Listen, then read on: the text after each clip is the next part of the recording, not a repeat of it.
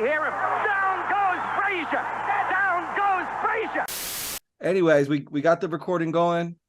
I got a guest out here on the Hot Boxing Minute platform, Scrappy Ramirez. My guy, you're making all the noise right now in the 115 super flyweight division. Just got done working out. Are you still over there at Brick House Boxing? I'm there. That's where I live. Nice. Okay, before we get into the Brick House Boxing, because I got all kinds of questions. I know as far as I didn't watch too many interviews of you because I didn't want to ruin my approach to making an interview with you. So Right. I might ask you questions you might have already been asked, but so you're going to have to bear with me on this one. It's all good, bro. It's part of my job.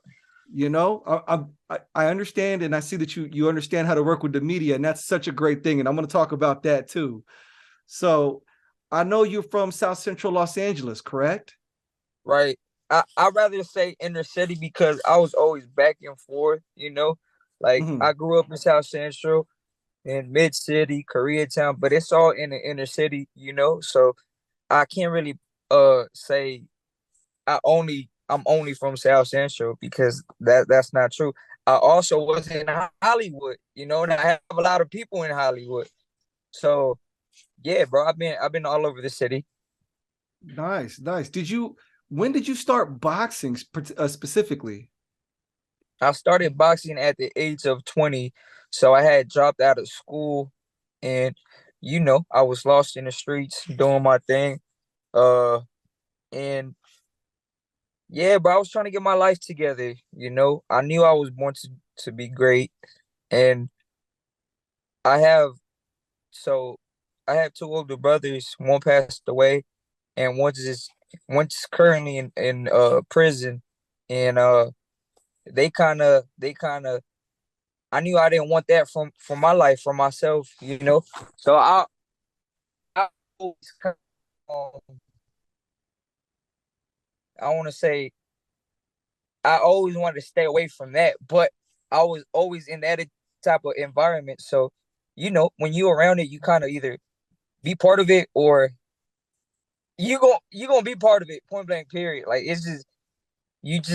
it's right there, bro. But Oh, I I feel didn't you want on that for that. my I didn't want that for myself. So yeah, one day I was locked in my room and I was smoking weed, actually, just really desperate, trying to figure it out. And a voice told me go to a boxing gym. Ended up going to a boxing gym the following day. Ended up going to Wild Card, and who knew? Is that Right, did you Freddie meet Roach Julian was right Chewett? there. Is that where you had Freddie Roach first at That's Wild where I've Card? been. I'm Freddie. So Julian was already there. At that time, he was an amateur, or I think by the time I got there, he had switched over to a trainer. But that's where I met Julian. So I walked in there. I told him what I wanted to do. That was just and that's where the journey took off. So that happened in 2017. Yeah, So you were 2017, the first time you stepped into a boxing gym. that was the first time. First time. That's how long after you stepped into the Wild Card gym were you sparring? Oh, I started sparring like a weekend. Quick Nice. with it, bro. Quick with it. So were you Quick with it. scrappy before you stepped to the boxing gym? Were you always kind of a scrappy dude? Always. I was always fighting. I got a lot of brothers, so I look out for my brothers. My homies. Don't say nothing because we gonna fight. And I'm the Oh yeah. type of dude. Even if I get my ass whooped, like I'm gonna come the following day, we gonna fight, and we gonna fight till I whoop your ass. That's just how. That's how I was taught. That's my pops told me, yo, you gonna have to fight till you whoop his ass. So that's just That's the way I old was school raised. OG mentality right there. I love it. I Yeah, love it. There's yeah. guys at my gym that I train with, and I'm just a gym rat, but I've been at this since I was a teen, and I still haven't got them, but I try every damn week, and they might be light heavyweights, but I'm going for it, and I try, man. But I'm coming back But and taking the hey, listen, lickety. but the good thing you keep showing up. I'm always The show good up thing you keep until my showing heart up. stops. Yeah, yeah. So, but look, So when I walked in wild card, typically a lot of people go in with the mindset of wanting to fight, right? And Mhm. after a period of time, they just disappeared. They thought I was gonna be one of those, right? So when someone told me, "Yo, you just like the rest of them," that kind of like hit, like it bugged me, because the person who said that didn't know anything about me, and I'm like, you know what, I got, like, I'm gonna show you, you know, and look at me now. You're doing That's why big I things. always say, man, I used to be the joke in the room. I used to be. So my question is, where did you get your style from? Like, because the first time I saw you, which wasn't too long ago on that Salvo Theater fight, I instantly got vibes of like Hector Camacho and Nazim and the Prince, and you clearly got your own individual style and swag. Were you always kind of out there on your own planet, or was that something that just developed over time? Nah, just I always did my own thing. Mhm. Yeah, just always did my own thing. I never wanted to be like anyone. I mean, I used to tell my pops like, "Yo, pops, I'm trying to be like you." You know, like my pops grew up in the gym. He was a bodybuilder, so I was like, "Yo, I'm trying to be like you." And he used to tell me, "Now you got to be yourself. You got to be better than me." So that always stayed with me. But I never wanted to be like anyone else. And even when I stepped foot in this business, I told myself I'm gonna do it my way, and I want to write my own way. So I think I've been faithful to my word. I've been doing it my way. I'm not trying to follow people's steps. Um, I said I wanted to get us where I'm at, unsigned, and I did that. Yeah, I mean, I'm pretty much doing it my way, man. Is it easy? Absolutely not, but I think it's possible. That's if you work hard for it and you find a way to make it possible. Oh, I believe in you, my guy. When push comes to shove in this game, you have to create your own lane. You can't follow a lane somebody else already did.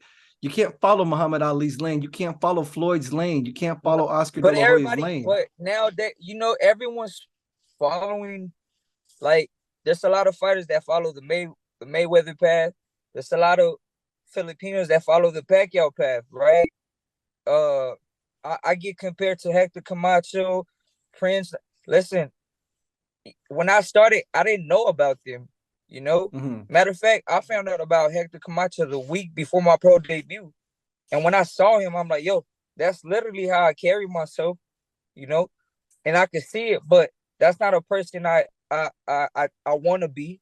They got their own legacy, and I want to do my own thing. I want No, to do I my agree. own thing, and Ultimately, you are your own entity.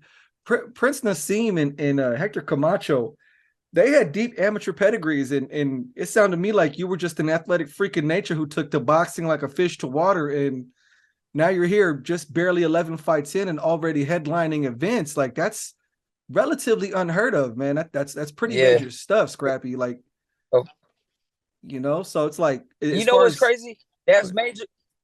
That's major, and I still feel like I haven't done much. Like, there's more to accomplish, you know. And I think that's why I'm so successful, because everything I accomplish is never enough. I feel like I'm ungrateful, because that is a lot. Outside looking in, that's a lot. When I sit back and reflect, man, that's a lot. I'm doing it. I ain't signed to Golden Boy, but I'm doing this. I'm in this position. That's a lot. But me personally, it's not enough. I need bigger. I want more, and that right there drives me to accomplish more.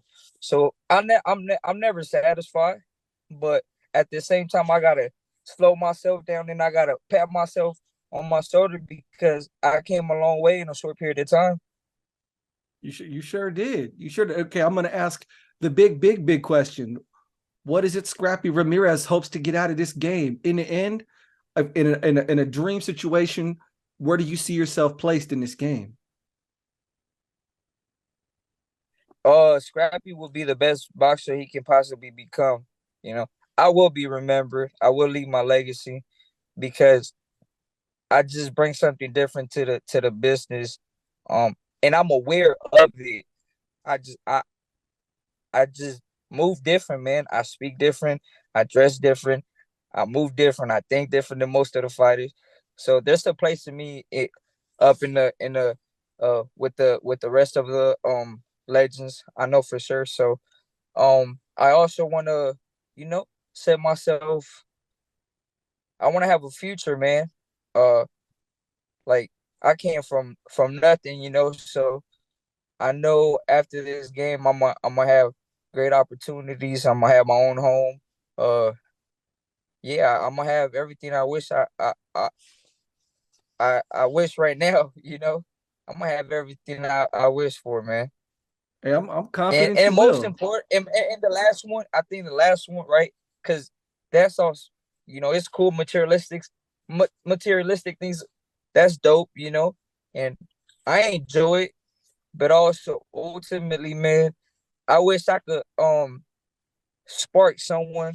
I could motivate, inspire someone to, you know, do something great in life. Not in boxing, just in life, Just it is possible. Like you don't Oh, need it is. much. You It just is. gotta believe in yourself. That's all. And I'm showing you that with my journey. So I think that's ultimately the the the thing I really want to leave behind. And if I could spark one person and that person accomplished something great, I think I did my job, you know? Because ultimately, out of life, if you can inspire someone, bro, I think that's the greatest thing you could do and leave behind. Sure, you won't get disagreement with me on that one.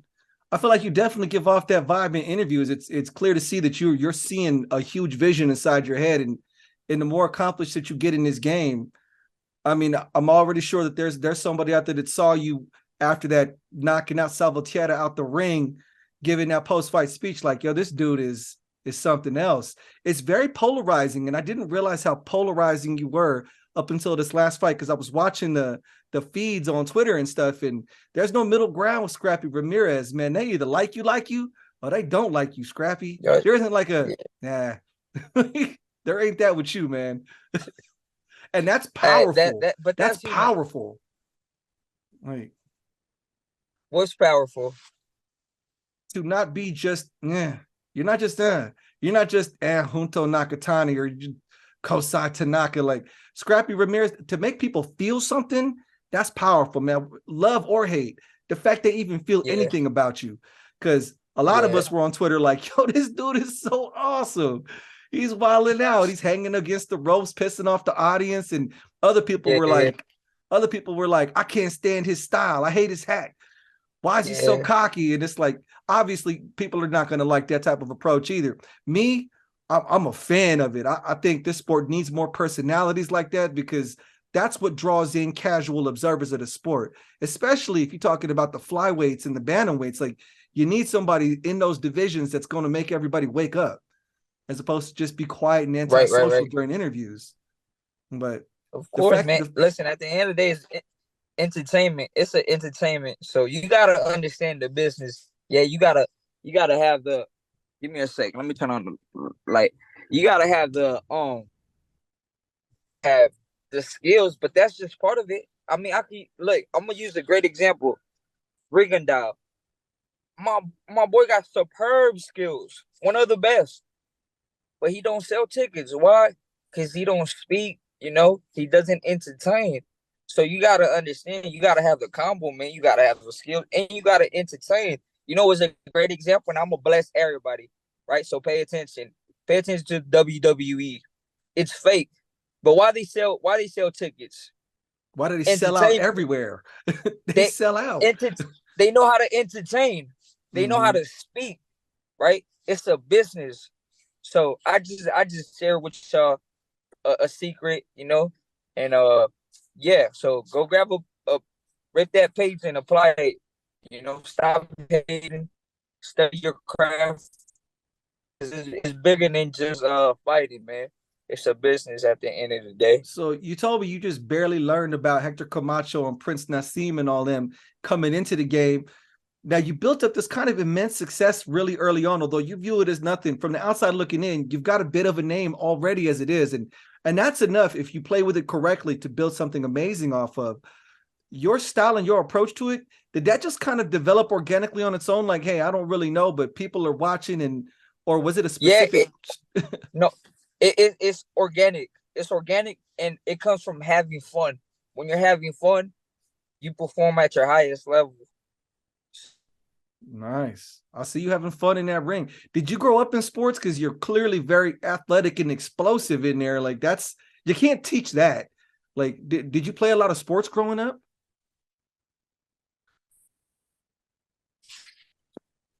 Oh, it's breaking up. I don't know if I'm not hearing anything. Can you hear me? Oh, I can hear you now. Sorry. So yeah, did you play a lot of sports growing up? So my first sport was soccer. Not a lot of people know, and I was real good at soccer growing up. Mm-hmm. That was like my first visions of like becoming a professional athlete, being a soccer player. I played for a club. Um, and for that club, I played for multiple teams because I was so good, and my father used to get paid. Then by the time I left my father and moved in with my mother, my mother was too busy keeping the food and the lights on the table. So she didn't have time for me to keep me going, right? So in school I played football and we had a Pop Warner team, and I made Coach Ivy took me under his wing, and I started training, and I picked up football. And one thing about that the thing that caught my attention of football was the contact, the physical, because I had so much anger in me and hate, and the only way to express that was through football. Like I could hit you and not get in trouble. Okay, cool. So I did that, and I picked it up pretty fast. What position did Wasn't you so play? tall. I played slot receiver and running back. Um, Snap. but yeah, man, my height, I'm short, I'm realistic. It was hard. And I didn't like school at the same time. So keeping me in school was hard. Like I had so much trouble being in school. So that happened. But I found a way, man. I picked up boxing, and look, like I said, here I am. You're And I doing also just. I played basketball. I ran track, just to answer your question. Mm. What else? Yeah, I'm just athletic, bro. I could pick I pick anything up real quick, and believe I want to be the best. If I do it, I want to be the best. So So yeah. you come into Wild Card in 2017, about 20 years old. You run into Freddie Roach. How did that develop to where you ended up going over to your current coach with Julian Chua? Like, did you fight amateur with Freddie, or was it Julian Chua the whole time, or did you just naturally gravitate to Julian, or how did that work out? So at Wildcard, they had an amateur coach. His name was Superman. So I was working with him. Um, so I'll go to the amateur fights with him, right? But Freddie would use me as a sparring partner for his fighters, and he kind of saw that I had skills, I had potential, and he also heard about my E60 on ESPN. So that kind of got him more interested in me. So What is that? What is then E60? So I don't have TV, my man. Oh, it's break. You breaking up again. Sorry. Your screen is on freeze on me. Uh-oh. Is that on my end? Hold on. The screen is still frozen, my man. uh, Oh, how my coach used football to no, can you you hear me? you back again. Sorry, what is E60? What was that? So E60 was a documentary on ESPN. The documentary was about my football coach using football as a tool to make us better men, better students, just better men in general, right? And we were successful. Um, I was the main character as an athlete, right?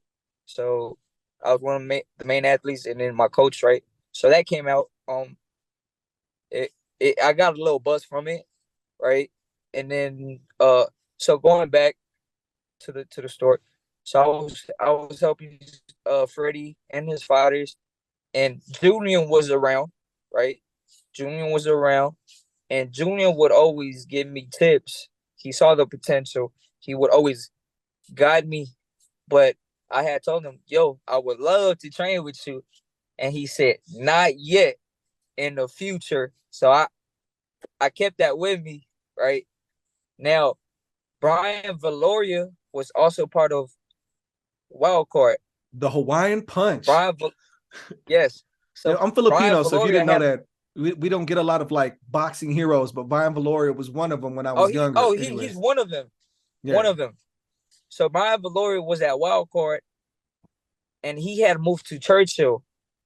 He Mhm. had he had retired, and he was a trainer. Then that's when I got interested, and I had told him, "Yo, I want to train with you. I'm not getting good work training wise. I'm not getting good work at Wildcard, so I need to transition, and I got to come train with you." So that's when I made the move and went to Churchill. Churchill's at in Santa Monica. So I moved out there, trained with Brian for about a year and a half. Did some amateur fights, and the whole COVID situation happened, and it slowed down. So, he was busy with the family. He had to take care of the family. I was in the gym on my own, and the only person in that gym was Pedro. His name is Pedro, another trainer. I ended up training with Pedro for the whole quarantine. After the quarantine, I got the opportunity to make my pro debut with Zurdo Ramirez. Zurdo Ramirez used to train at Churchill, right? Ah, okay, okay. His manager used to walk in the room, and he would always see me and see me spar. And, you know, the action got him interested. And he said, "Yo, what's the case with you?" And I told him, "I'm looking to make my pro debut, but I don't got the right people, and I just haven't gotten the opportunity." Well, a week, 2 weeks go by, and he came back. He's like, "Yo, are you interested on making your pro debut on Surdo Ramirez pay-per-view?" I'm like, "Hell yeah." You know? And this is what sold it for me. He said, "Look, I'll give you the opportunity. Typically this is how much you gotta pay to get on the show. Uh, and but don't worry about that. Look, just check us out. No string attached. Just check us out. Vibe with us. If you like it, we could talk about the future. If you don't like it, you can leave." So for that camp, Sudo invited me to his home, and we quarantined at his home. I was with him for like a whole month. He took me in. I was sleeping, eating, training in there. I wasn't signed or anything. He didn't have to do none of that. You know, they just believed in me, and they knew what I brought to the table. Fast forward, Surdo and Julian, they work together, right? Mm-hmm. And Oh, David, my manager, just said, "Why don't you just train with Julian? I mean, you already signed with us. You could just train with Julian, keep it in the house." So I'm like, you know what? I've been wanted that from day one. So let's make it happen. It makes sense. So I'm already signed to Surdo, and why not have the same trainer? And we fight on the same undercard, same card. So it made everything just so much easier. So we made the move, and that ended up happening. But I knew that I was gonna get the opportunity to work with Julian. It was all about being patient, getting the right time. nice. So it counts as Julian, and that's Brian Velotti as your co-corner? Uh, Brian Valoria, not no more. Um, Mm-hmm. uh, I mean Brian at the gym we work, but he's not so much, and he got to take care of daughter, kids. So I understand. So family Okay. come first, so you got to take care of family. Yeah, Fair enough. So which I respect. Zerto is living in the Los Angeles area now. Yes. You and him I see you two have a really good friendship. You guys are like the odd couple in boxing world. You got super tall Zerto, who's kind of like a low key personality, and then loud Scrappy right next to him. Yeah. That's kind of interesting that you guys are like airtight now. Yeah, But but you got to get to know him. You know, that's outside looking in. He looks like a quiet guy, but man, that you got, he's fun. He jokes a lot. He's a great man, man. And he, the thing that I like is he's willing to share his past experience with me. I don't got to make all the mistakes. I can learn from him. You know.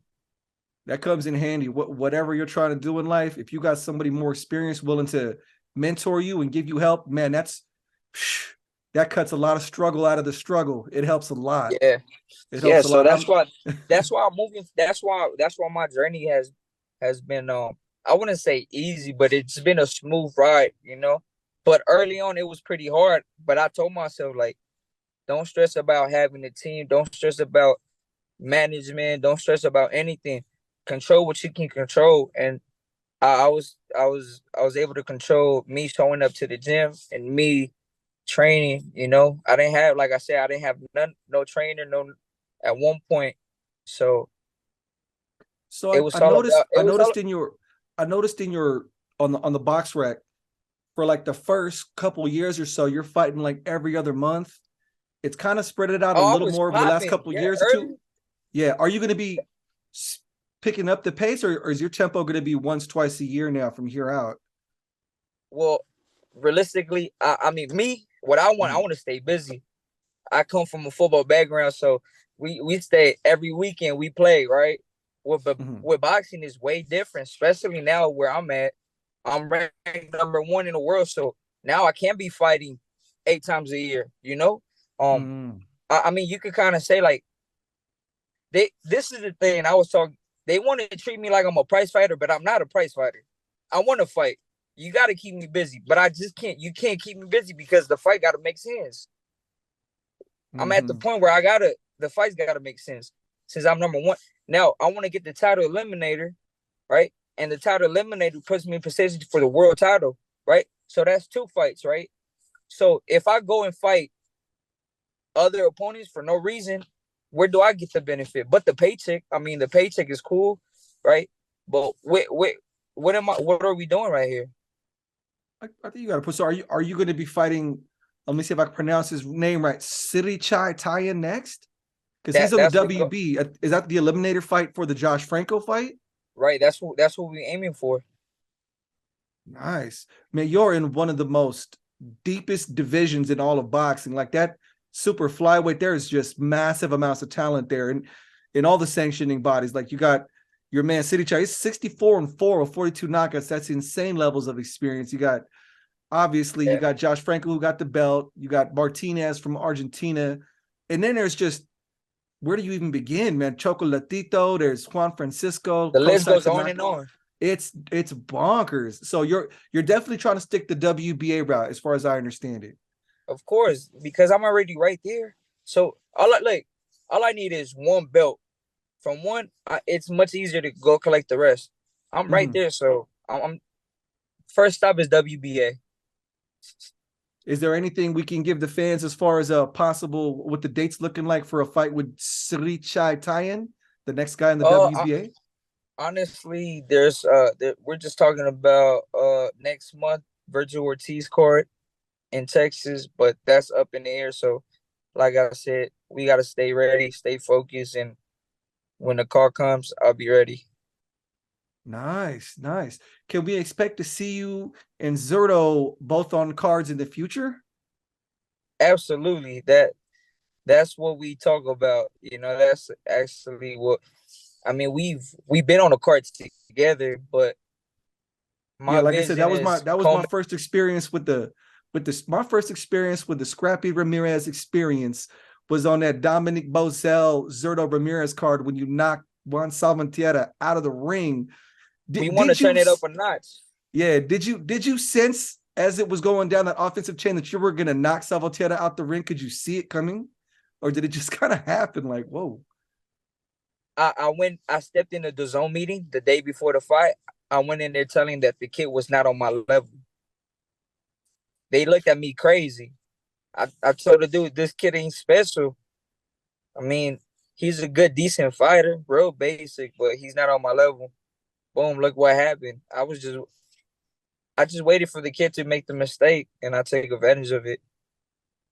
Hey, that's a blessing in disguise. You said he wasn't on your level, but you ended up making it a viral moment. And whether or not people remember the name associated with the incident, everybody saw that viral clip of you knocking him out the ring.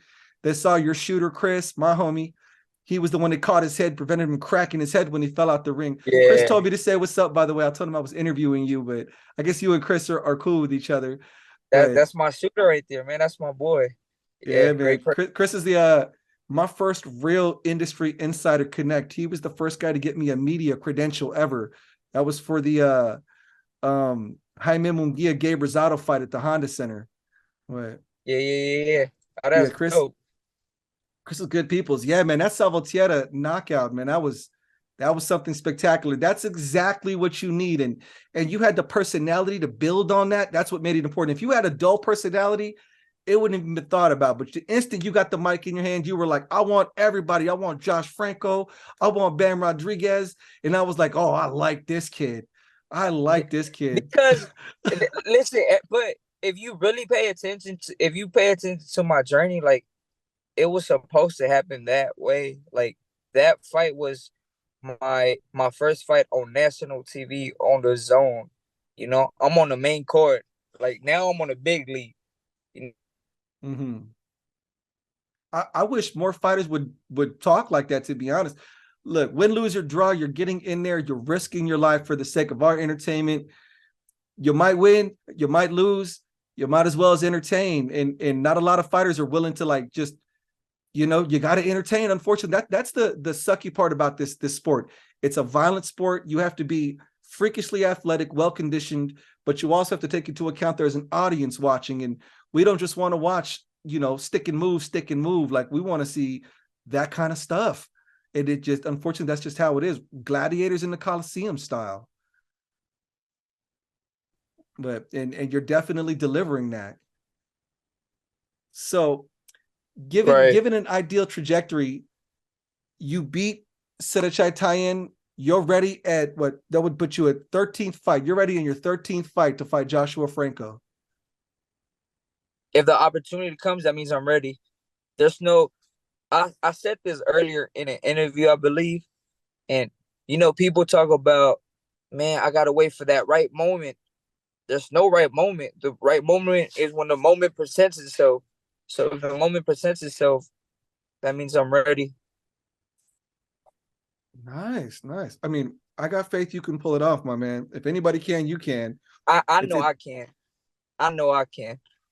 So you had that recent fight. It was what was the technical Golden Boy Fight Night? It was out there in Indio, California. You fought Luis Padilla. Of course, we had just seen you knock a dude out the ring in a knockout of the year contender.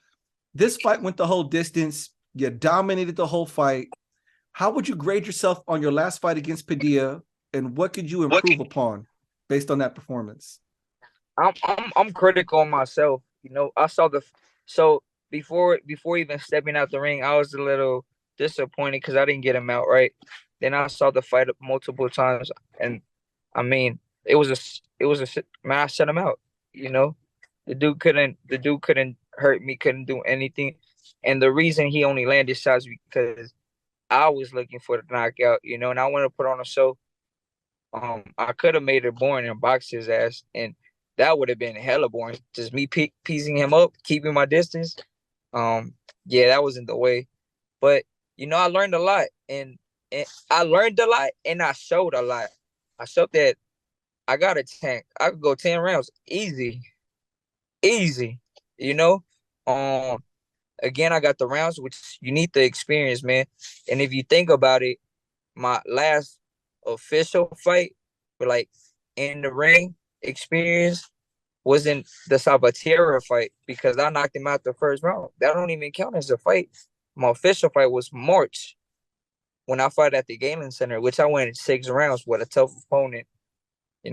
So think about that. I haven't been in a fight pace, fight environment. So I had to get back. I had to get accustomed to that. You know, the pace is the pace is a little faster, so you got to get used to that. Just the timing, just a bit. So I needed that. So it was a good experience for me in my career. Yeah, you need those rounds in the early parts of your career to get that experience of going into deep waters. And I thought you handled yourself well. It was clear you were going for the knockout, and I think you probably learned that let it come to you. If it comes to you, it comes to you. But I'm gonna be honest with you. I was having hella fun, so much fun. Like I've had tough sparring. This was easier than sparring. No disrespect to him, but I'm just telling you how I felt in there. You know, I oh, don't want to. you I don't looked in want to. control. You looked in control the whole time. That's for sure. I don't think anybody saw anything different than that. Yeah, But yeah. I'm just sharing my experience. I had so much fun. It got to a point where I'm like, yeah, let's just keep going. But I had fun. nice, nice. All right. You've answered all my questions about your career. Now, I want to ask you a couple personal questions on your views on boxing. You can choose not to answer them if you want, because sometimes fighters don't want to answer these questions, you know. But who are your three favorite fighters in the game right now? Right now, Mm-hmm. Gervonta Davis, I can see that. um, David Benavidez, Canelo. I see. Oh, you like Well, the offensive guys that's with a kind lot of, of but power. that's also kind of hard because I mean, look, Lomachenko, he makes the draft. Shakur Stevenson, like all these fighters have something that I like about them. You know, just the same amount of. So it's pretty hard, but I mean, my top three I already gave them to you. But again, if I had to like add a few more, I mean, like I said, Lomachenko, Shakur Stevenson's Crawford. Yeah, I mean, there's a lot of great fighters out there, you know. All right, so we got some big fights coming up, as I'm sure you noticed, because you seems you keep in touch with the game and what's going on. David Benavidez and Caleb Plant on March 25th. How do you see that fight playing out? Okay, so first and foremost, I'm rocking with my dog, David Benavidez. I've said this multiple times, but I'm not only rocking with him just because he's my friend. I'm rocking with him because I think and I know that he brings more to the table. You know, now Caleb Plant, I see Caleb Plant being successful early in the rounds with the lead hand and feet, just boxing David. You know, because Caleb Plant has a great lead hand. You know, jab sticks, works the body pretty well with that lead hand. You know, he liked that shot, left hook to the body, and the left hook up top. That's how he knocked out Darrell. But here's my thing. Here's my question. Can you keep can you box him for 12 rounds? That's my question. And I doubt it because David Benavidez is gonna start slow. He's gonna cut the ring off. He's gonna pot shot you, cut the ring off, and as soon as you lock up in front of him, he's gonna tee off on you. You know, and I see a late stoppage.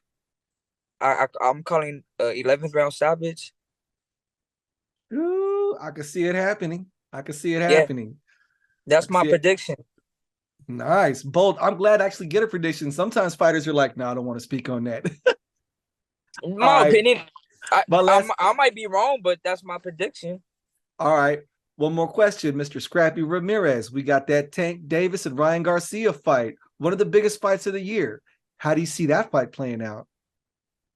Hey, that's a good fight because both of them are young. They're both at their prime. You know, it's like a lot of people want to call it like old school era. You know, but you gotta understand the game evolves, and as the game evolves, human evolve. You know, so don't compare this generation to the last generation because it's a whole different ball game now. Oh yeah. But it is the great fight for boxing, and I'm glad they're taking the initiative and they're setting the tone for the rest of the young fighters to like, yo, take risks, you know, because that's what the sport needs. Um, Now how I see the fight, I got Tank winning that fight. I think Tank is a great boxer, but here's the here's the thing, and a lot of people only mention this: the power, Tank's power, but Tank, his IQ is crazy. My man could actually box. Oh yeah. Oh yeah. He was just at the gym, and he's just on a whole different level. Like he got the feet, he got the combination. He knows how to cut the ring off. Real good defensively. But you can't overlook Ryan Garcia also. Ryan Garcia does have a strong left hook, but he's not dumb either. I think Ryan Garcia, if Gervonta steps in that ring overlooking Ryan might catch him. So he got to go in there and give him the respect, treat him like every other opponent. Don't underestimate Ryan Garcia because Ryan got something. So, but I'm leaning towards Tank. I think Tank will get the knockout. I'm calling nine round, 10th. Nice. I can see both of those situations playing out with Tank and with David Benavidez. Yeah. I'm looking forward to those fights. Don't turn off with Ryan Garcia though, because he could surprise. He could surprise you. And it's boxing at the end of the day, so anything could happen, man. It takes one split second, one shot plays right on the sweet spot. Yes, sir. Especially when you got that God-given gift of power, something you know a lot about. With power, you either got it or you don't. And people like you, like Tank, like Ryan, they just got that blessing. Just that blessing. While the rest of us got to figure it out with our pillow hands. But hey, it's all good. Power. It's cool. Like you gotta have power, but you gotta hit the sweet spot. It's the sweet spot, And you typically knock the person out with the shot you don't see. You fake here, you go somewhere else, man. That's the trick to it. They can't see it coming. Man. They can't see it coming. You gotta trick the mind, bro. Trick the mind. Make him there and go somewhere else. Oh, I'm here. Boom, surprise, knock. Yes, sir. Night. Well, I asked all my questions. Scrappy, thank you for taking the time out of your busy day to speak with me. I'll be posting this video up on YouTube and definitely chopping it up and putting it on TikTok. So I'm going to give my audience a good exposure to the Scrappy Ramirez experience. And I definitely look forward to keeping in touch with you and tracking your progress as you go along, and would love to chop it up with you again sometime in the future when you're free. Of course, man. Hey, appreciate your time, bro. And thank you for the opportunity. Hey, you already know, man. Send me the address. We got to get that poster for the wall, Oh, yeah, we're doing that. We're doing that. I want that poster, Scrappy. I'm holding you to that. I got you. All right, my man. Thank you for the time, Scrappy. You have a good afternoon, my man. Peace out. Peace.